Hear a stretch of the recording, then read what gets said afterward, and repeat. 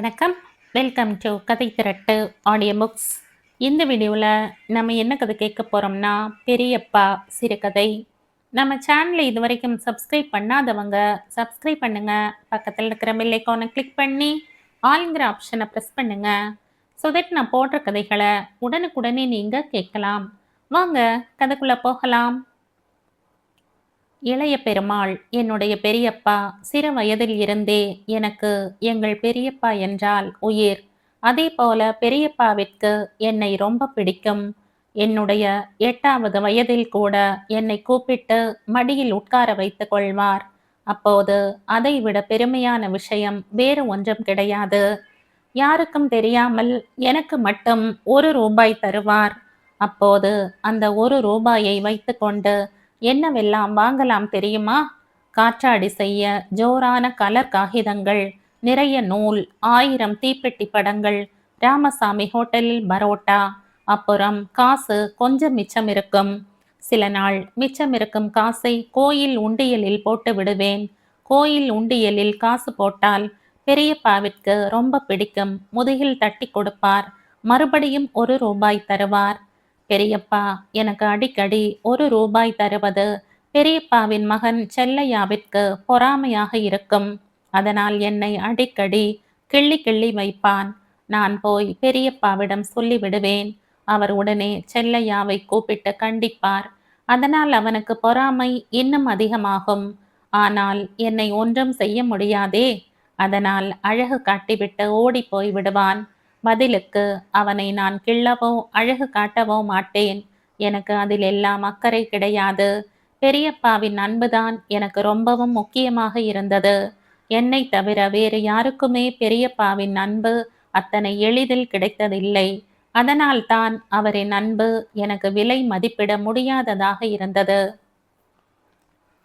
எனக்கு 2 அண்ணன்களும் ஒரே ஒரு அக்காவும் உண்டு.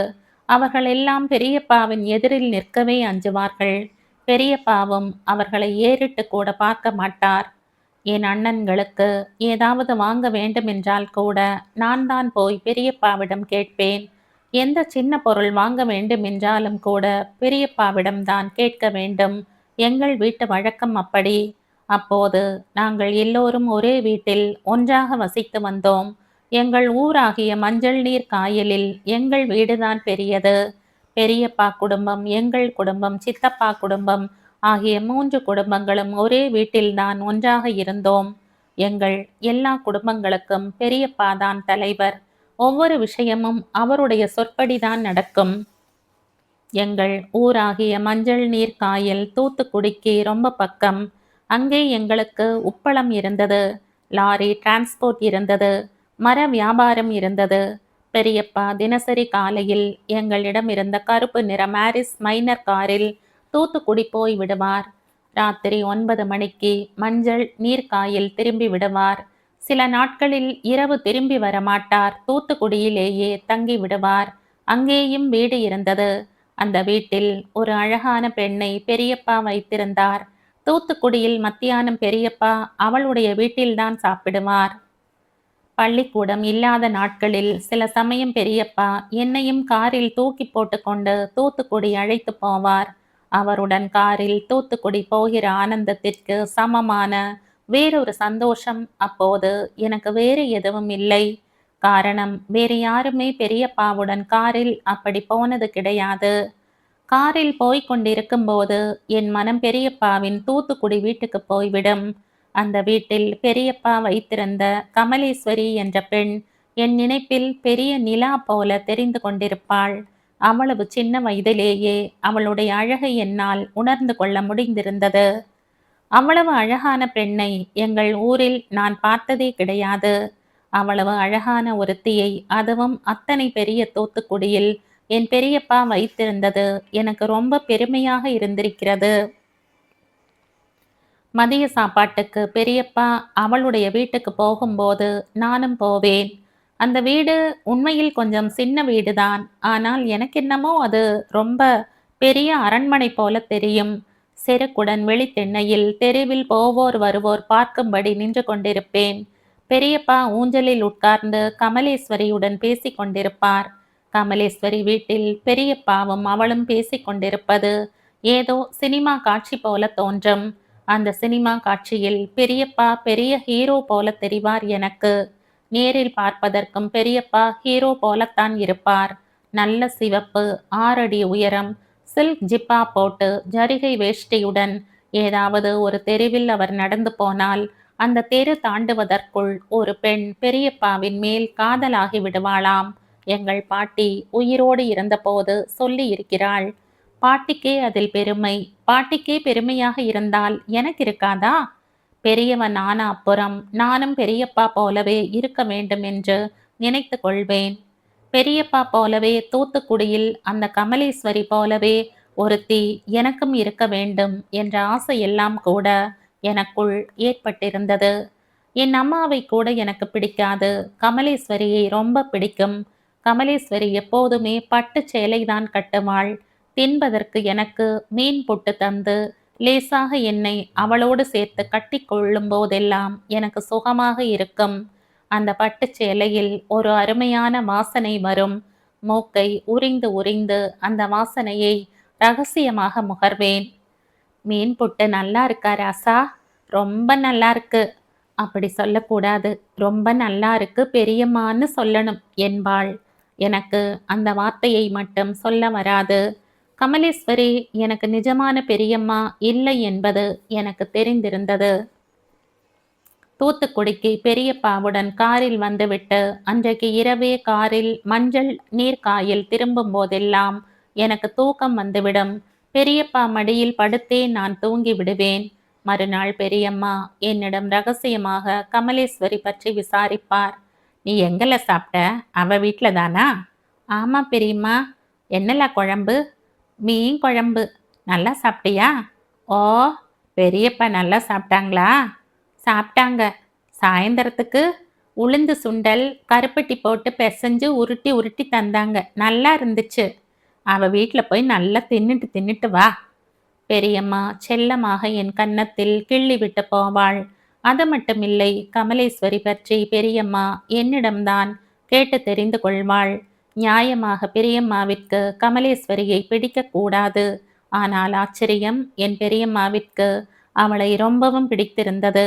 அதற்கு காரணம் கமலேஸ்வரியாக இருக்க முடியாது. அவளை பெரியம்மா பார்த்ததே கிடையாதே.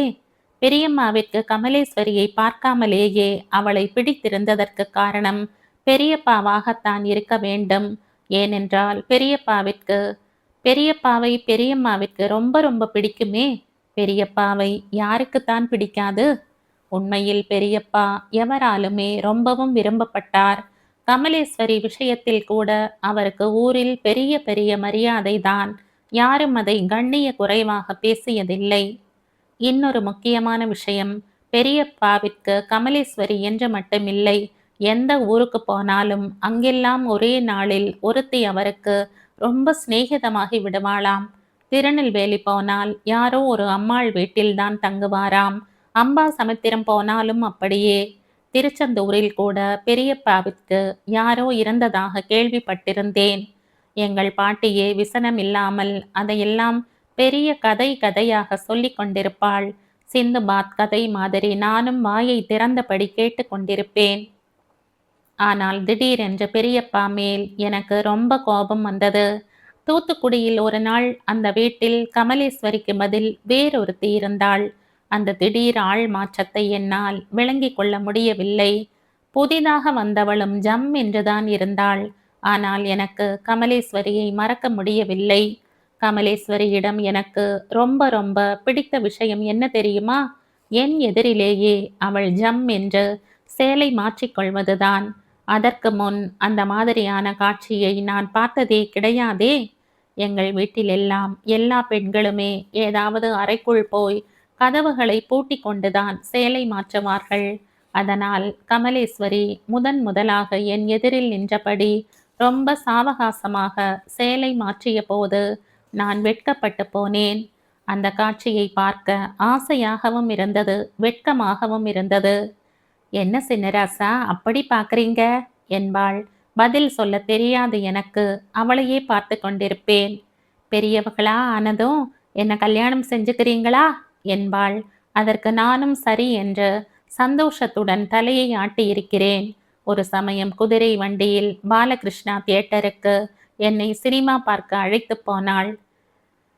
இது யாரு கமலேஸ்வரி? யாரோ கேட்டார்கள். என் புள்ள. கமலேஸ்வரி இப்படி சொன்னதும் என் மனம் உருகி போய்விட்டது. ஆசையுடன் அவள் கையை பிடித்து கொண்டேன். உண்மையில் எனக்கு அவளே அம்மாவாக இருந்திருக்க கூடாதா என்று கூட நான் கவலைப்பட்டேன். அப்படிப்பட்ட கமலேஸ்வரி இருந்த இடத்தில் வேறொருத்தி இருந்தால் எனக்கு எப்படி இருக்கும்? ஊஞ்சலில் தனியாக உட்கார்ந்து ஆடிக்கொண்டிருந்தேன். ஆனால் நாள் செல்ல செல்ல கமலேஸ்வரியின் முகம் எனக்கும் மறந்துவிட்டது. புதிதாக வந்திருந்த வசந்தாவும் என்னிடம் ரொம்ப பிரியமாக இருந்ததால் கமலேஸ்வரியை நான் மறந்துவிட்டேன். அப்புறம் கொஞ்ச நாள் கழித்து அந்த வசந்தாவும் இல்லை, வேறொரு அம்மாள் வந்துவிட்டாள். ஆனால் யார் வந்தாலும் அவர்களை எனக்கு பிடிக்கத்தான் செய்தது. அதற்கெல்லாம் காரணம் என் பெரியப்பா மேல் எனக்கு இருந்த பிரியம்தான். அவர் மேல் இருந்த அளவில்லாத பிரியம் அவருடைய பெண்கள் மீதும் இருந்தது. அதேபோல் என் அப்பா மேல் எனக்கிருந்த வெறுப்பு கொஞ்சம் என் அம்மா மேலேயும் இருந்தது. அப்பா ஞாயிற்றுக்கிழமை மட்டும்தான் மஞ்சள் நீர் காயல் வருவார். மற்ற நாளெல்லாம் தூத்துக்குடியில் உரக்கடையில் தான் இருப்பார். கடையில் தான் படுத்து கொள்வார். ஆனால் அப்பாவிற்கு பெரியப்பா மாதிரி பெண்கள் தொடர்பெல்லாம் கிடையாது. ஆனால் அப்பா எப்போது பார்த்தாலும் பணம் வைத்து சீட்டாடுவார். சமயத்தில் சீட்டு விளையாட்டில் பணம் ஆயிரக்கணக்கில் தோற்று போவார். அதனால் பெரியப்பாவுக்கும் அப்பாவுக்கும் பெரிய வாக்குவாதம் நடக்கும். உடனே அப்பா கோபித்து கொண்டு ஓடி போய் விடுவார். மதுரையில் இருக்கிறார், திருச்சியில் இருக்கிறார் என்ற செய்திகள் வரும். ஆனால் அப்பா வரமாட்டார். மனஸ்தாபம் தீர்ந்து அவர் திரும்பி வர 3 அல்லது 4 மாதங்களாகிவிடும். சமயத்தில் 6 மாதங்கள் கழித்து கூட வந்திருக்கிறார். ஆனால் வீட்டில் அதை பற்றியெல்லாம் யாரும் கவலைப்பட்டு கொள்ள மாட்டார்கள், என் அம்மா உட்பட. ஒரு சமயம் அப்போது எனக்கு 13 வயது. சீட்டு விளையாட்டில் அப்பா 6000 ரூபாய் தோற்றுப்போய் ஊரை விட்டு ஓடிப்போனவர் அப்புறம் திரும்பியே வரவில்லை. 4 வருடம் கழித்து கல்கத்தாவில் அவர் செத்துப்போனார் என்ற செய்திதான் வந்தது. அந்த சமயத்தில் இருந்தே எங்கள் குடும்பத்தில் நிறைய மாற்றங்கள் பெரிது பெரிதாக ஏற்பட ஆரம்பித்து விட்டன. பெரியப்பாவின் வியாபாரங்கள் எல்லாவற்றிலும் ஏராளமாக நஷ்டம் ஏற்பட்டு விட்டது. பெரியப்பாவால் சமாளிக்கவே முடியவில்லை. எல்லா வியாபாரமும் அப்படியே நின்று போயின. உப்பளங்களை விற்றார்கள், வயல்களை விற்றார்கள். அப்படியும் சமாளிக்க முடியாமல் எங்கள் வீடுகளும் விற்கப்பட்டு விட்டன. எங்கள் குடும்பங்களில் எல்லாவித மனஸ்தாபங்களும் சண்டைகளும் வந்தன. எல்லோரும் பிரிந்து விட்டோம். என் அண்ணன் வீட்டில் இருந்த கொஞ்ச நகைகளையும் திருடிக்கொண்டு பர்மாவிற்கு ஓடிப்போய் அங்கேயே தங்கிவிட்டான். எங்களுக்கும் அவனுக்கும் தொடர்பே இல்லாமல் போய்விட்டது. இன்னொரு அண்ணன் காச நோய் வந்து செத்து போனான். என் அக்காவிற்கு ரொம்பவும் வயதான பின் கடம்பூரில் கல்யாணம் செய்து கொடுத்தார்கள். நான் எட்டயாபுரத்தில் ஒரு தீப்பெட்டி கம்பெனியில் வேலைக்கு சேர்ந்தேன். 2 மாதம்தான் அங்கு வேலை பார்த்தேன். யாரோ செய்த திருட்டு என் தலைமேல் விழ டிஸ்மிஸ் செய்து விட்டார்கள். கொஞ்ச நாள் கோவில்பட்டியில் வேலை பார்த்தேன். அதுவும் சரிப்பட்டு வரவில்லை. கொஞ்ச நாள் ஊரிலேயே சும்மா வேலை எதுவும் இல்லாமல் இருந்தேன். அப்போதும் கூட தினமும் பெரியப்பாவை போய் பார்த்துவிட்டு வருவேன். அவரும் பழைய அதே அன்போடுதான் என்னிடம் பழகினார். எனக்குத்தான் அவரை பார்க்க பார்க்க வருத்தமாக இருக்கும். எப்படி இருந்த பெரியப்பா எப்படி ஆகிவிட்டார்? அப்போதுதான் பெரியப்பாவிற்கு ரொம்பவும் வேண்டிய ஒருத்தர் பம்பாயில் சின்ன மெட்ராஸ் ஹோட்டல் நடத்தி கொண்டிருந்தார். கவனித்து கொள்ள நம்பிக்கையானவன் வேண்டும் என்று பெரியப்பாவிற்கு லெட்டர் எழுதியிருந்தார். அப்போது எனக்கு 20 வயசு. மிச்சமிருந்த சிறு நகை ஒன்றையும் சில சாமான்களையும் விற்று பணமாக்கி கொண்டு அம்மாவையும் அழைத்து கொண்டு பம்பாய் கிளம்பினேன். அம்மாவும் நானும் பெரியப்பாவிடம் சொல்லிக் கொள்ள போனோம். அப்போது கூட என் பெரியப்பா வழி செலவிற்கு வைத்து கொள்ள சொல்லி 10 ரூபாய் பணம் தந்தபோது நான் அழுது விட்டேன். அம்மா பொதுவாக பெரியப்பாவை நிமிர்ந்தே பார்க்க மாட்டாள். அன்று அவர் காலில் விழுந்து வணங்கினாள். 200 ரூபாய் சம்பளத்தில் 15 வருஷங்களுக்கு முன்பு ஊரை விட்டு அம்மாவுடன் பம்பாய் வந்தவன்தான். இன்று மாதம் 800 ரூபாய் சம்பளம் வாங்குகிறேன். இந்த வருமானத்தில் ஊருக்கு எப்படி போய் வர முடியும்? போகவே இல்லை. ஊரும் எனக்கு மறந்து போய்விட்டது. உண்மையில் நானும் அம்மாவும் ஒரு குடிசையில்தான் இருக்கிறோம். 35 வயதாகிவிட்டது எனக்கு. இந்த வருமானத்தில் பம்பாயில் எப்படி கல்யாணம் செய்து கொள்ள முடியும்? அதே ஹோட்டலில் சூப்பர்வைசராக இருக்கிறேன். மற்றபடி கடன் எதுவும் கிடையாது. 2 மாதங்களுக்கு ஒரு முறை பெரியப்பாவிற்கு லெட்டர் மட்டும் எழுதுவேன். அவரும் பதில் எழுதுவார். ஊருக்கு ஒரு முறை வந்துவிட்டு போ என்று எழுதுவார். எனக்கும் போய் அவரை பார்த்துவிட்டு வர ஆவலாக இருக்கும். ஆனால் போய் வர சந்தர்ப்பமே கிடைக்கவில்லை. பெரியப்பாவிற்கு வயதாகிவிட்டதே. எவ்வளவு நாள் உயிருடன் இருப்பாரோ என்று நினைத்து நினைத்து கவலைப்பட்டு கொள்வேன். நான் கவலைப்பட்டது நடந்துவிட்டது. இன்று காலையில்தான் பெரியப்பா மகன் செல்லையாவிடம் இருந்து லெட்டர் வந்தது. பெரியப்பா இறந்து விட்டதாக. அதுவும் பெரியப்பா இறந்து ஒரு வாரமான பின்தான் கடிதம் எழுதியிருக்கிறார்கள். பெரியப்பா அதே பணக்காரராக இருந்திருந்தால் டெலிபோனில் செய்தி சொல்லியிருப்பார்கள். சிறிது நேரத்திற்கு நான் அந்த லெட்டரையே பார்த்து கொண்டிருந்தேன். பெரியப்பா சம்பந்தப்பட்ட ஒவ்வொரு காட்சியாக என் நினைவில் வந்தது. என்னிடம் அவர் வைத்திருந்த அளவற்ற பிரியத்தை நினைத்து நினைத்து மனம் கரைந்தது. பல பெண்களுடன் சர்வ சாதாரணமாக சல்லாபம் செய்திருந்த பெரியப்பா என் நினைவில் இன்னும் பெரிய லட்சிய மனிதராகவே தெரிந்தார். நினைக்க நினைக்க மனம் கனத்தது. கடைசி வரை அவரை பார்க்காமலேயே போய்விட்டேனே என்று நெஞ்சு துடித்தது. கண்களில் லேசாக நீர் கசிந்தது. அம்மாவை பார்த்தேன். அவளின் முகத்தில் எந்த உணர்வையும் கண்டுகொள்ள முடியவில்லை. மண் சுவரில் தொங்கவிடப்பட்டிருந்த பெரியப்பாவின் படத்தின் மேல் என் பார்வை திரும்பியது. போட்டோவை நெருங்கி போய் பார்த்தேன். அப்போது அம்மா கூப்பிட்டாள். சபாபதி, என்னம்மா? நீ ஒரு காரியம் பண்ணணும்யா. சொல்லுங்கம்மா. அவங்க செத்து இன்னைக்கோட 10வது நாள் ஆகுது. ஆமாம்மா, 10வது நாள் காரியத்தை நீயும் பண்ணிடணும் இங்க. நானா? நம்ப முடியாமல் கேட்டேன். அவங்க உன்னையும் தன்னோட புள்ளைக்கு மேலாத்தானே வச்சிருந்தாங்க. ஆமாம்மா, அதனால நீயும் அந்த காரியத்தை அவங்களுக்கு பண்றது தான் மரியாதை. கண்டிப்பா பண்ணிடுறேம்மா. நான் உணர்ச்சி வசப்பட்டு சொன்னேன். அதுக்கான ஏற்பாட்டை பண்றதுக்கு இப்பவே போய் உன் முதலாளிகிட்ட சமாச்சாரத்தை சொல்லி கேட்டுட்டு வா. நானும் உடனே கிளம்பினேன். தெருமுனை தாண்டியதும் கொஞ்சம் தயங்கி நின்றேன். முதலாளியிடம் போய் என்ன கேட்பது? அம்மாவிடம் போய் விபரமாக கேட்டுவிட்டு வந்து விடலாம் என்று தோன்றியது. வேகமாக மறுபடியும் எங்கள் குடிசையை நோக்கி விரைந்தேன். குடிசைக்குள் நுழைந்தேன். அம்மா பெரியப்பாவின் போட்டோவை எடுத்து நெஞ்சோடு சேர்த்து வைத்தபடி கண்களை மூடிக்கொண்டு நின்றாள். எப்படியோ உங்க பிள்ளை அவன். அவனையும் 10ஆம் நாள் காரியம் செய்ய வச்சுட்ட. தெய்வமா நின்று அவனுக்கு ஒரு கல்யாணம் நடக்கிறதுக்கு நீங்க தான் அருள் புரிஞ்சு அவனை காப்பாத்தணும். அம்மா கண்களை மூடியமாறே அரற்றி கொண்டிருந்தாள்.